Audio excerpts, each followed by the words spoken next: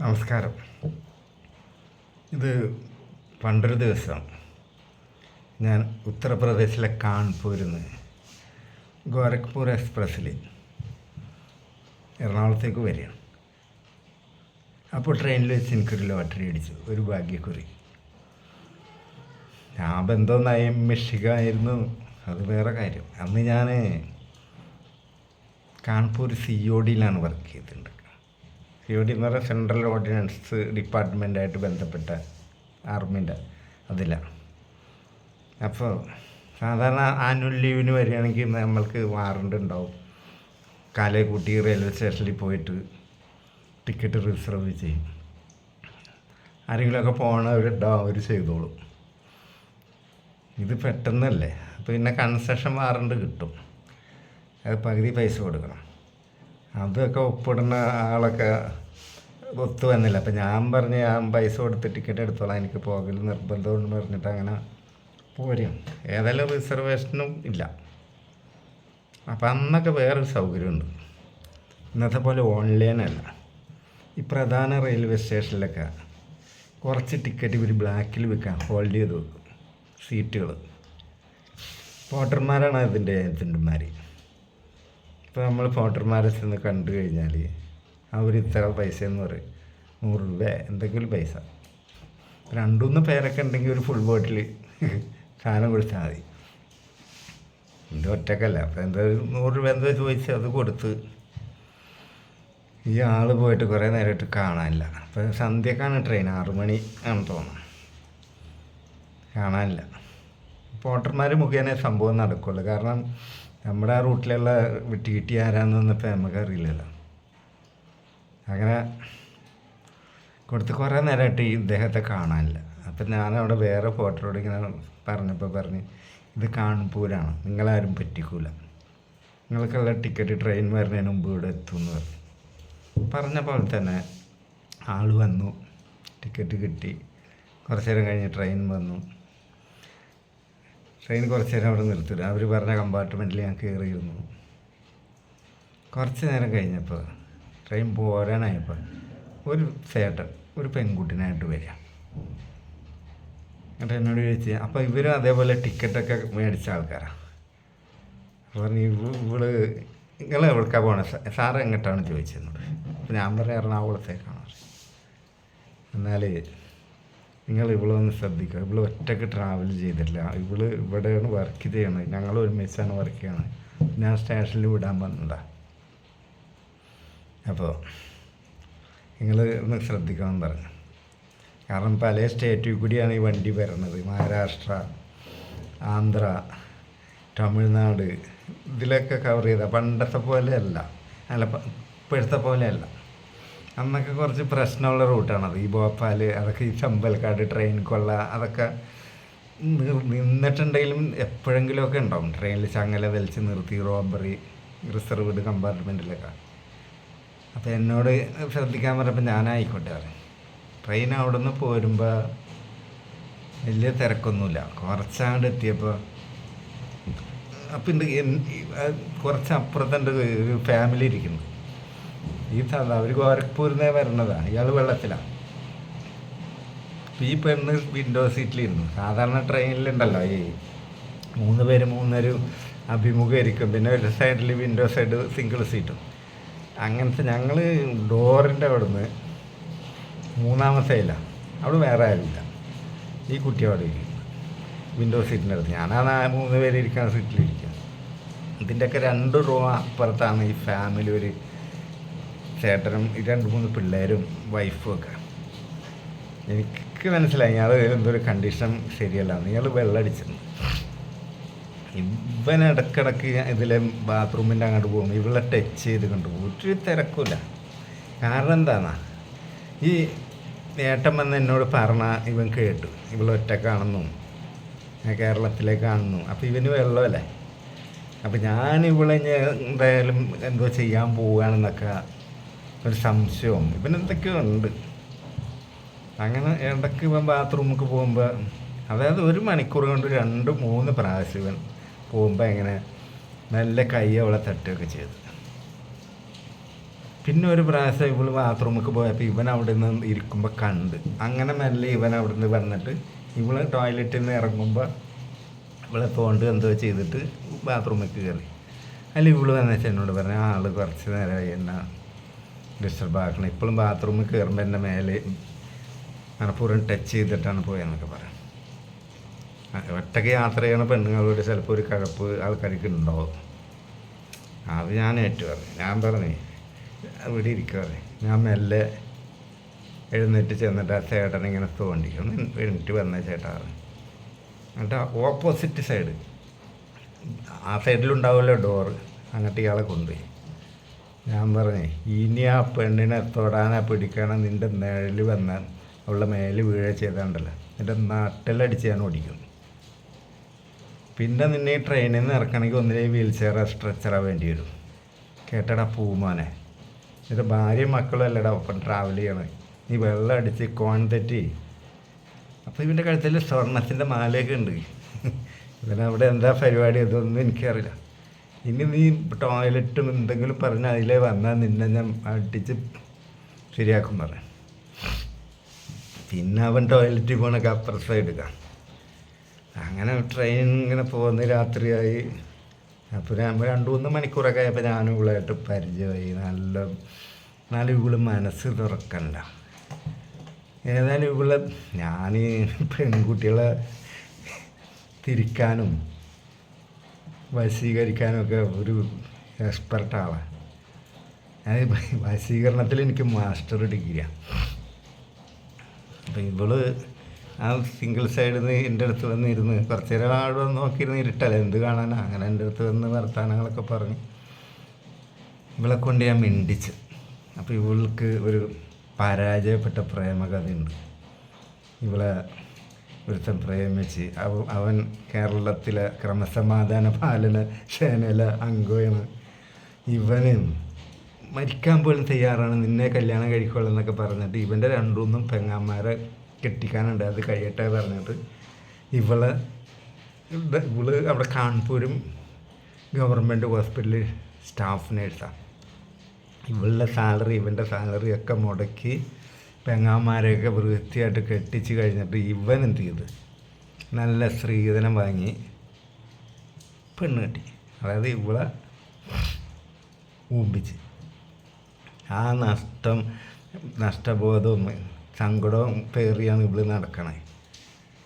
ഞാൻ പറഞ്ഞു എനിക്ക് നിന്നെ കണ്ടപ്പോഴേ മനസ്സിലായി നിൻ്റെ മനസ്സിലെന്തോ വിഷാദം ഉണ്ടെന്ന്. നിൻ്റെ പ്രകൃതം കണ്ടാൽ നീ നല്ല സ്മാർട്ട് ഒരാളാണ്, പക്ഷെ നീ ഇപ്പോൾ ഒതുങ്ങി കൂടിയേക്കാണ്. ഒന്നില്ലെങ്കിൽ നീ അവനോട് പ്രതികാരം ചെയ്യണം, കുറഞ്ഞ പക്ഷം നീ അവനെ വെറുക്കെങ്കിലും ചെയ്യണം. ഇല്ലെങ്കിൽ നിൻ്റെ ജീവിതം നായ നിൽക്കും. അവനോട് പോയി പണി നോക്കാൻ പറയാം. ലോകത്ത് ഇനി എത്ര മനുഷ്യന്മാരുണ്ട്. നിൻ്റെ കുറച്ച് പണമല്ലേ പോയിട്ടുള്ളൂ, കുറച്ച് ആയുസ്സും നഷ്ടപ്പെട്ട്. എന്നിട്ട് ഞാൻ ചോദിച്ചത് നമ്മുടെ കണ്ണിൻ്റെ പിലിമെന്ന് മൂക്കുമെന്നൊക്കെ എത്ര മയിര് കൊഴിഞ്ഞാടി പോകുന്നു. ഇതൊക്കെ നഷ്ടങ്ങളാണ്, നമ്മളത് അറിയണ്ട. ഇത് അതേപോലെ വിട്ടുകളാണ്. ഞാൻ പറഞ്ഞു നിങ്ങൾ ഭയങ്കര കോമഡിയാണല്ലോ. ഞാൻ പറഞ്ഞു ലൈഫ് തന്നെ കോമഡിയാണ്. അതിൻ്റെ ഇടയ്ക്ക് ദൈവം ഇതേപോലെ കോമാളിയാവും. എനിക്ക് ദൈവത്തിൽ വിശ്വാസമില്ല, അതുകൊണ്ട് പിന്നെ ഞാൻ ആ ഭാഗം ചിന്തിക്കാറില്ല. ഇങ്ങനെയൊക്കെ പറഞ്ഞ് അപ്പം ബബിന ജാൻസിയൊക്കെ കഴിഞ്ഞ് ട്രെയിൻ ഇങ്ങനെ കുതിച്ച് പാഞ്ഞുകൊണ്ട് നിൽക്കുകയാണ്. ജാൻസിയിൽ നിന്ന് പിന്നെ നമ്മുടെ റൂട്ടിലേക്ക് പോരുകയാണ്. അങ്ങനെ ഓരോരോ പ്രധാന സ്റ്റേഷനിലൊക്കെ വണ്ടി നിൽക്കും. ഭോപ്പാൽ എത്തുന്നതിന് മുമ്പ് ഞാനുള്ള കൈയെടുത്ത് മടിയിൽ വെക്കലും താലോലിക്കലും ചേർത്തിരുത്തലും ചെവിമേൽ ചെറിയ ചൂട് നിശ്വാസവും ചുംബനവും ഒക്കെ കൊടുത്തപ്പോൾ പെണ്ണിന് ഞാനൊരു അപരിചിതനാണ്, പക്ഷെ എന്നെ വിശ്വസിക്കാം. കാരണം ഞാനൊരു ഒഫീഷ്യൽ ജോലിയുള്ള ആളാണ്, നാട്ടിലേക്ക് പോവുകയാണ്, അത്ര മനസ്സ് തുറക്കുകയും ചെയ്ത്. അപ്പോൾ ഒന്ന് വഴങ്ങി തന്നാലും പ്രശ്നമില്ല എന്നുള്ളൊരു മൂഡ് അവക്കുണ്ട്. അങ്ങനെ ചേർത്തിരുത്തി കൈ ഒരു തോളത്ത് കൈയിടൽ, ചെവിയിൽ ചുംബനം, പിന്നെ ലിപ്പ് ലോക്ക് ചെയ്ത്, അതേപോലെ തന്നെ തലയിലൊക്കെ തലോടി. അപ്പോൾ ഇവക്ക് കുറച്ച് കാമൊക്കെ നിരുപിരി കൊള്ളാൻ തുടങ്ങി. പിന്നെ നിൽക്കുന്ന സ്റ്റേഷൻ ഭോപ്പാലാണ്. ഞാൻ ഭോപ്പാലിൽ വണ്ടി നിൽക്കുമ്പോഴുണ്ട് പിന്നെ ആൾക്കാരെ ഇറങ്ങണുള്ളൂ, കയറണില്ല. പണ്ടൊക്കെ എങ്ങനെയാണെന്ന് വെച്ചാൽ ഓരോ ടൈം നോക്കി നമുക്കറിയാം. ഉറങ്ങുകയാണെങ്കിലും ഉറക്കത്തിൽ നിന്ന് ഉണർന്ന വാച്ച് നോക്കിയിട്ടാണ് ഈ വണ്ടി ഇപ്പോൾ എവിടെ എത്തിയിട്ടുണ്ടാവും അത്ര കറക്റ്റ് അറിയും. അപ്പോൾ ഭോപ്പാലിൽ നിന്ന് വണ്ടി വിട്ടാൽ പിന്നെ ഒരു ഏകദേശം ഒരു 2 മണിക്കൂർ അല്ലെങ്കിൽ 1.25 മണിക്കൂർ. പിന്നെ ഇറ്റാർസിയിലാണ് ഈ വണ്ടിക്ക് സ്റ്റോപ്പുള്ളത്. അതിൻ്റെ ഇടയ്ക്ക് ആരും വരില്ല. അപ്പോൾ ഇവിടെ എന്തെങ്കിലും ചെയ്യണമെന്ന് എനിക്ക് പ്ലാൻ ഉണ്ടായിരുന്നു. ഞാനിവിടെ ചെവിയിലൊക്കെ മന്ത്രിച്ച് ഇത് ചുണ്ട് ലോക്ക് ചെയ്ത് നിപ്പിൾസൊക്കെ ഒന്ന് നല്ലോണം ഹാൻഡിൽ ചെയ്ത് കൊടുത്ത് പാൻറ്റിൻ്റെ വള്ളി അയച്ച് ചുരിദാറിട്ട്. അപ്പോൾ ട്രെയിനിൽ നിന്ന് എനിക്ക് പരിപാടി എടുക്കാൻ 2ാമത്തെ ചാൻസാണ്. വലിയൊരു ലാവിഷായിട്ട് എടുക്കാൻ പറ്റില്ലെങ്കിലും പൊസിഷനൊക്കെ കറക്റ്റാക്കി അത് എൻട്രി ചെയ്യാൻ പറ്റും. എൻട്രി ചെയ്ത് തൽക്കാലം മുട്ടിശാന്തി, അതായത് അവൾക്കും അത്ര വികാരം മുറ്റി നിൽക്കുക. അതിന് മുട്ടിശാന്തിയല്ലേ, അങ്ങനെ എൻട്രി ആക്കി അതിൽ തന്നെ ഒക്കെ ഒഴിച്ച് അത് അവൾക്കൊരു മെനക്കേടായി. പിന്നെ അവൾ വാഷ്റൂമിൽ പോയൊക്കെ ക്ലീൻ ചെയ്തൊക്കെ വന്ന് പിന്നെ അപ്പോഴും വരുമ്പോൾ ഒരു ചിരിയാണ് എന്നോട് ചിരിച്ച്. അങ്ങനെ ആ രാത്രിയും അപ്പോൾ നട്ടപ്പാതിരാണ്. അപ്പോൾ കാൺപൂരിൽ നിന്ന് പോന്നിട്ട് ഏകദേശം 8 മണിക്കൂറൊക്കെ ആകുമ്പോഴാണ് ഇവിടെ ഭോപ്പാലെത്തണേ. ഭോപ്പാലിൽ നിന്ന് ഇറ്റാർസി എത്തുന്നതിന് മുമ്പ് സംഗതി ഞാൻ ഷൂട്ടാക്കി. പിറ്റേ ദിവസമൊക്കെ ആയപ്പോൾ ഞങ്ങൾ തമ്മിൽ ഏതെങ്കിലും സ്റ്റേഷനിൽ കുറേ നേരമൊക്കെ നിർത്തിയിട്ടാൽ പിന്നെ തോളത്ത് കൈയിട്ടൊക്കെയാണ് ഞങ്ങൾ രണ്ടാളും പുറത്തിറങ്ങണേ. വെള്ളം പിടിക്കാൻ കുപ്പിയിൽ, അല്ലെങ്കിൽ ചായ കുടിക്കാൻ. ചില സ്റ്റേഷനിൽ കുറേ നേരമൊക്കെ നിർത്തിയിടും. ഈ ദീർഘദൂര വണ്ടികൾ അങ്ങനെ വെള്ളം നിറക്കാനും പല ഇതിനും ചിലപ്പോൾ പിടിച്ചിടും. അപ്പോൾ തോളത്ത് കൈയിട്ടാണ് പിന്നെ ഡോറിൻ്റെ അവിടെ പോയി നിൽക്കും. അതായത് തൽക്കാലം ഞങ്ങൾ കാമുകന്മാരായി. അങ്ങനെ എറണാകുളം എത്തിയപ്പോൾ ഞാൻ പറഞ്ഞു, നീ ഇന്ന് എൻ്റെ വീട്ടിൽ വാ, നിനക്ക് നാളെ പോവാം. നമ്മൾ തമ്മിൽ ഇത്രയും പരിചയമല്ലേ, ഇനി ചിലപ്പോൾ നമ്മൾ കണ്ടുമുട്ടിക്കൊള്ളണമെന്നില്ല. അപ്പോൾ ഇവിടെ ചോദിച്ചു വീട്ടിലെന്താ പറയുക വെച്ച്. അപ്പോൾ ഞാൻ പറഞ്ഞു, നിങ്ങളുടെ ആ ഭാഗത്തു നിന്നൊക്കെ ഈ വിദേശത്ത് പോകാൻ ഈ പാസ്പോർട്ട് ഇങ്ങനത്തെ ആവശ്യത്തിനൊക്കെ കൊച്ചിയിലല്ലേ വരല്. അന്ന് കൊച്ചിയിലുള്ള ഈ സംഭവമൊക്കെ ഇവരാ ഭാഗത്തു നിന്നൊക്കെ അങ്ങോട്ടാണ് വരണേ. അപ്പം ഞാൻ പറയും, എൻ്റെ ഒപ്പം വർക്ക് ചെയ്യണ ഒരാളുടെ പെങ്ങളാണ് ഈ സംഭവം, നിനക്ക് വിദേശത്ത് പോകാൻ, നീ നേഴ്സല്ലേ, വിദേശത്ത് പോകണ എന്തോ കടലാസ് ശരിയാക്കാൻ വേണ്ടി വന്നതാണ്. അപ്പം ഞാൻ നാട്ടിലേക്ക് വരണോണ്ട് എന്നോട് അവളെ കെയർ ചെയ്യണം, കൂട്ടണം, നിൻ്റെ വീട്ടിൽ ഒരു ദിവസമൊക്കെ നിൽക്കേണ്ടി വന്നാൽ നിൻ്റെ വീട്ടിൽ നിർത്തണമെന്ന് പറഞ്ഞിട്ടാണ് അവൻ എന്നെ ട്രെയിൻ കയറുമ്പോൾ ഏൽപ്പിച്ചത്. അവൻ ഫോൺ ചെയ്ത പ്രകാരം ഞാൻ ട്രെയിനിൽ ഇറങ്ങുമ്പോൾ ഇവളെന്നെ കാത്തു നിൽക്കണമെന്ന് പറഞ്ഞ് നിന്നെ ഞാൻ കൊണ്ടുപോകും. എൻ്റെ അമ്മ മാത്രമേ വീട്ടിലുള്ളൂ, ഇത്തിരി പ്രായമുള്ളതാണ്, അതിനൊക്കെ പറ്റിക്കാൻ സുഖം. അങ്ങനെ അന്ന് അമ്മക്ക് വേറെ പറയാം, ഞങ്ങളുടെ വീട് അത്യാവശ്യം വലിപ്പമല്ല. അപ്പോൾ ഞങ്ങൾ ഈ തെക്കേ മുറിയിലാണ്, ഏറ്റവും തെക്കേ സ്ഥലം മുറിയിലാണ് ഞാൻ. അതിൻ്റെ ഇപ്പുറത്ത് ഇവൾക്കൊരു മുറി കൊടുത്ത് അമ്മ. ഇത് കഴിഞ്ഞ് അമ്മ കിടക്കാൻ ലേറ്റ് ആകുമ്പോൾ അങ്ങോട്ടൊന്നും വരില്ല. അപ്പം എന്നോട് അവിടുത്തെ വിശേഷങ്ങളൊക്കെ ചോദിച്ച് പിന്നെ അത് പ്രാർത്ഥന അങ്ങനത്തെ പരിപാടി കൊന്തയാണ്. എനിക്ക് വിശ്വാസമില്ല. അപ്പോൾ എൻ്റെ ഓഹരി കൂടി അവരാ പ്രാർത്ഥിക്കുക. അങ്ങനെ കുറച്ച് നേരമായപ്പോൾ ഞാൻ ആ ഭാഗത്തേക്കുള്ള ഡോറ് ക്ലോസ് ചെയ്തിട്ട് ഇവളെൻ്റെ മുറി കൊണ്ടുപോയി. ലാവിഷായിട്ട് ഒരു നൂലില്ല. തലേ ദിവസം 2 ദിവസമായിട്ടില്ല ഞങ്ങൾ പരിചയമായിട്ട്. ഭയങ്കര ഡീപ്പ് റിലേഷൻ. എന്താണ് അവിടെ ഞങ്ങൾ കാണിച്ചു കൂട്ടിയെന്ന് വെച്ചാൽ ഡ്രസ്സുകളൊക്കെ റിമൂവ് ചെയ്ത്, ട്രെയിനിലത്തെ പരിപാടി ഒരു സുഖം കിട്ടിയില്ല, ഞാൻ കണ്ടില്ലല്ലോ. എനിക്ക് ഷെഡി മാത്രമായിട്ട് കാണണമല്ലോ, എൻ്റെ ഒരു വീക്ക്നെസ് അതാ. അങ്ങനെ ഞാൻ അവളെ ശരിക്കും രാവിലെ വെളുപ്പിന് കോഴി പോകുമ്പോഴൊക്കെ പണിയാണ് ഞങ്ങൾ. ഞാനിവളെ മോളിൽ കയറ്റിയുള്ള ഡ്രൈവിങ് പഠിപ്പിച്ച് പിറ്റേ ദിവസം ഞാൻ പറയും ഇന്ന് നിന്നെ വിടൂല. പിറ്റേ ദിവസം പറയാം എനിക്ക് നിന്നെ ഭയങ്കര ഇഷ്ടമായി എന്നൊക്കെ പറയുമ്പോൾ ഇവർക്ക് മനസ്സോടെ ഇങ്ങനെ. പക്ഷെ അവിടെ പകൽ നിൽക്കാൻ പറ്റില്ലല്ലോ, പാസ്പോർട്ട് ശരിയാക്കാൻ പോകണ്ടേ. ഞാൻ അവളെയും കൂട്ടി എറണാകുളമൊക്കെ ഒന്ന് കറങ്ങി പിന്നെയും വന്ന് അമ്മനോട് പറഞ്ഞ് ഇന്ന് ശരിയായില്ല, നാളെ ശരിയാവും, അപ്പോൾ പിന്നെ അവിടെ നിന്ന് റെഡി ആയി കഴിഞ്ഞാൽ പോയിക്കോളും, ഇവിടെ ഒന്നും കൂടി ഇവിടെ നിൽക്കട്ടെ. അപ്പം അമ്മ നല്ല ഫുഡൊക്കെ ഉണ്ടാക്കി തരുവേ. അങ്ങനെ വൈകുന്നേരമായപ്പോൾ വെച്ച് ഞാൻ പോയാലോ, വീട്ടിൽ ഞാൻ പോകുന്നതൊക്കെ പിന്നെ ആയാലും അറിയും, നാളെ പോകാറിയും, ഇന്ന് രാത്രി നിന്നെ വിടൂല. ഇത് കഴിഞ്ഞ് എഗൈൻ ഒരു പ്രാവശ്യം കൂടി ഇവിടെ എറണാകുളത്ത് വരുത്തി. ഇപ്പം വീട്ടിൽ ലൈസൻസ് ആയല്ലോ, വീട്ടിൽ കൊണ്ടുവരണ എന്താണെന്നറിയാം, അന്നൊക്കെ റെയ്ഡ് ചെയ്ത് പിടിക്കും. ഭാര്യയും ഭർത്താവും അല്ലെങ്കിൽ പോലീസ് റെയ്ഡ് ചെയ്ത് പിടിച്ചാൽ പത്രത്തിൽ ഫോട്ടോ വരും, കല്യാണം കഴിക്കാത്ത പെൺകുട്ടിയല്ലേ, കുട്ടിയല്ല 35 ഒക്കെ അടുത്തുണ്ടാവും. അവൾ ഈ മറ്റേ നാറിക്ക് വേണ്ടി ജീവിതം വെയിറ്റ് ചെയ്ത ആളാണ്. ഇത് കഴിഞ്ഞ് ഞാൻ തിരിച്ചു പോയി ഇവള് വരണുണ്ട് പറഞ്ഞ് എനിക്ക് കത്തയച്ച് നാട്ടിൽ നിന്ന് പോരണ്ടെന്ന് പറഞ്ഞ് കത്തയച്ച്. പിന്നെ ഹോസ്പിറ്റലിലെ അഡ്രസ്സിൽ ഞാൻ ലെറ്റർ എഴുതി, ഇവള് റെസ്പോണ്ട് ചെയ്യണില്ല. ഇനി കാൺപൂർ വെച്ച് എന്നോട് റിലേഷൻ കണ്ടിന്യൂ ചെയ്യാൻ അവൾക്ക് താല്പര്യമില്ല എന്നായിരിക്കും എനിക്ക് തോന്നിയത്. അതുപോലെ അത്ര വലിയ ഹോസ്പിറ്റലിൽ തിരഞ്ഞ് അന്വേഷിച്ചൊക്കെ ചെല്ലുമ്പോൾ ഈ മലയാളീസ് ചെല്ലുമ്പോൾ ആൾക്കാർ നോട്ടം വെക്കുക, ഈ മറ്റുള്ള സിസ്റ്റർമാർ. ഇവനിപ്പോൾ ഏതാ പുതിയ കഥാപാത്രം?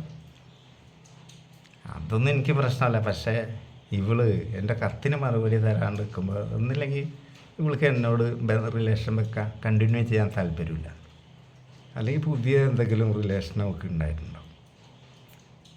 അപകടം എന്തെങ്കിലും പറ്റിയ ഇപ്പം കാൺപൂരൊക്കെ ആണെങ്കിൽ എങ്ങനെയാലും അറിയും മലയാളീസിനൊക്കെ എന്തെങ്കിലും പറ്റി. അങ്ങനെ ഒന്നും ചെവിയിൽ കേട്ടൂല. അപ്പം താല്പര്യമില്ലായ്മ അങ്ങനെ വലിഞ്ഞു കയറിയൊന്നും ചെല്ലേണ്ട ആവശ്യം ഇപ്പം തൽക്കാലം ഇല്ലല്ലോ. അങ്ങനെ പിന്നെ ഞാൻ ആ ഭാഗം മറന്നു. കൂടുതൽ വിശദീകരിച്ചാൽ അവരുടെ ജില്ലയൊക്കെ പറയുമ്പോൾ ആർക്കെങ്കിലും ഇതിൻ്റെ ലിങ്ക് മനസ്സിലാവും. ഈ പോലീസും അല്ല അതന്നെ ഇവിടെ പ്രേമിച്ച ആളെ ഇവിടെയൊക്കെ അറിയുന്ന ഒരാൾ ഈ വീഡിയോ കാണുകയാണെങ്കിൽ കൃത്യമായിട്ട് മനസ്സിലാവും. ഏതായാലും തീവണ്ടി എന്നുള്ള ഭാഗ്യം അത് എങ്ങനെയോ ഓർമ്മ വന്നതാണ്. ഇനി അടുത്ത വീഡിയോ നാളെ. നമസ്കാരം.